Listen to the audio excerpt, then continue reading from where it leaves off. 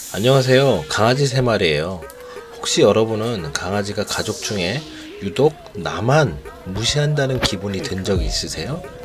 내가 불러도 오질 않고 나에게만 경계심이 있죠. 그러면 정말 섭섭합니다. 사람을 차별하나? 나를 깔보나? 오늘은 강아지가 특정인만 무시하는 몇 가지 이유와 그 해법에 대해 같이 고민해 볼게요.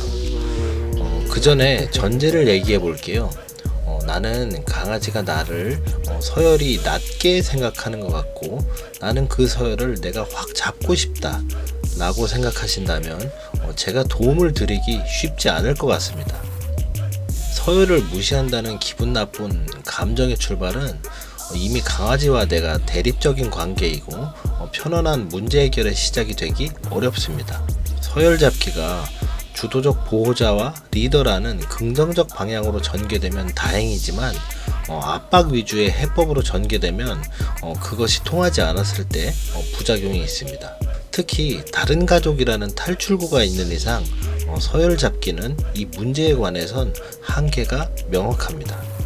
강아지가 나를 감정적으로 무시한다고 심각하고 복잡하게 생각하실 필요가 없습니다.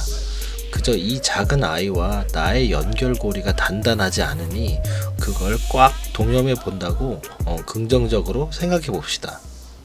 강아지가 나를 무시한 것 같은 첫 번째 이유, 대화의 오해일 수 있습니다. 강아지와 사람은 사실 말로 대화하지 않습니다. 행동과 제스처가 우선이죠. 이게 가끔 가족들 간에 일관성이 없거나 특정인만 통할 때가 있습니다. 다른 가족에게 이미 일정 수준 훈련이 되어 있는 강아지에게 오해스러운 몸짓은 내가 말하는 의도와 전혀 다른 뜻을 전달할 수 있습니다. 안 좋은 케이스는 사실 강아지가 싫어할 만한 행동들이 내 제스처에 섞여 있을 때도 있습니다. 이 경우에 대응은 간단합니다. 기본적인 프로토콜을 강아지와 당신이 따로 재설정하시면 됩니다.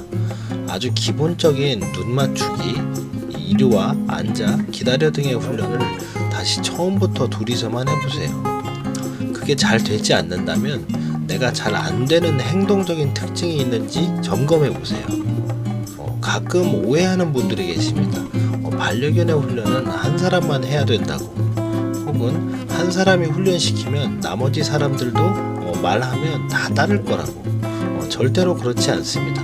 가족이 5명이면 5명 모두 시키고 할 줄 알아야 합니다. 저희 집은 저와 아내의 훈련이 완전히 별개입니다. 심지어 훈련시키는 언어와 콜사인도 다른데 아무 문제가 없습니다.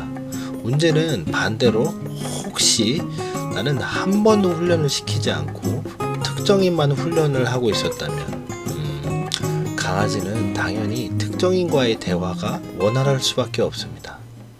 둘째로 강아지와 당신만의 공간과 시간이 부족해서일 수 있습니다. 이때는 강아지와 당신만의 개별 산책을 추천해 드립니다. 다른 가족은 배제하고 오직 당신과 단 둘이 산책을 나가는 기회를 만드세요. 다 같이 산책 나가서 줄 몇 번 잡는 것은 의미가 없습니다. 어색한 아이와의 시간이 필요한데 그게 집에선 쉽지 않습니다. 둘이 친해질 기회가 필요한데 참 다행인 건 반려견이 세상에서 제일 좋아하는 게 바로 산책이란 점이죠. 구체적인 산책의 방법은 두 가지 패턴을 추천합니다. 하나는 정해진 시간에 정해진 루트를 규칙적으로 둘이서 산책하세요. 꼭 오래 할 필요가 없습니다. 30분 이내도 괜찮아요. 대신에 편안하고 익숙한 루트를 만드시고 최대한 느긋하고 냄새도 실컷 맡고 즐길 수 있는 슬로우 푸드 같은 산책을 하세요. 포인트는 강아지와 나의 좋은 기억의 루틴을 만드는 거죠. 또 하나는 익숙한 루틴에 완전히 낯선 환경을 간간히 섞어주세요. 느긋했던 산책과는 다르게 낯선 곳에서 조금은 더 리드하는 산책을 하세요. 좀 더 줄을 짧게 하시고 핸들러인 당신이 먼저 나가고 줄을 이끌어주세요. 말 그대로 내가 너를 리드한다는 느낌을 주는 게 포인트입니다. 비슷한 맥락에서 강아지의 밥을 챙겨주는 방법을 쓰기도 하는데 밥은 정말 다만 매일 비슷한 퀄리티로 주지 않는 한 부작용이 있습니다. 더 맛있는 밥과 맛없는 밥이 있기 때문이죠. 가족들 간의 경쟁 구도와 강아지의 선택이 있을 수 있습니다. 반면에 산책은 많으면 많을수록 좋기 때문에 부작용이 없습니다. 낯선 곳 산책에서 말한 리더십에 대해 어떻게 느끼셨나요? 반려견에게 리더십은 무엇일까요? 예를 들어 강아지가 밖에 낯선 소리가 나서 멍멍 크게 짖는 일이 있습니다. 여러분은 어떻게 하셨나요? 혹시 누니야 짖지마 안돼 라고만 하셨나요? 저도 귀찮아서 소파에 드러눠서 입만 움직인 적이 많습니다. 짖지마에 그치는 사람은 사실 반려견에게 전혀 리더가 아닙니다. 걱정, 근심, 초조, 불안이 있는데 그 감정을 넣어둬 라고 억제하는 사람입니다. 리더는 강아지의 불안한 이유를 파악하고 해소시켜주는 사람입니다. 저희 소주는 밤에 잡쌀떡 하는 이 아저씨 소리를 너무너무 무서워해서 소리만 들리면 창문가에서 짖고 오들오들 떨었습니다. 저는 무서워하면 창문가를 제가 가로막고 밖에 무슨 일이 없는가 확인하는 척하고 돌아와서 강아지를 위로해줍니다. 별일 없던데? 처음엔 좀 귀찮았지만 짖지마 안돼보다는 당연히 효과가 좋았습니다. 강아지를 외부적 두려움에서 보호하는 리더의 모습. 어쩌면 서열이라고 말하는 것들의 긍정적인 맥락인지도 모르겠습니다. 오늘 방법으로 말씀드렸던 기초적인 훈련의 재설정 그리고 산책의 리딩은 이 리더의 모습이 되기 위한 시작일 뿐입니다.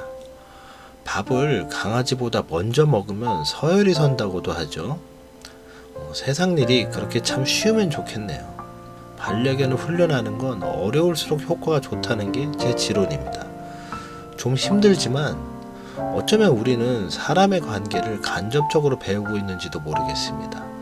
2019년을 살아가고 있는 우리도 안 돼, 참아, 노력해라고 말하는 사람보다는 문제를 짚어주고 같이 해결해주는 리더를 조금은 더 좋아하기 때문이죠. 조금이라도 유익하셨다면 좋아요, 구독 부탁드려요. 오늘도 끝까지 시청해주셔서 정말 감사합니다. 더 좋은 이야기로 찾아뵐게요.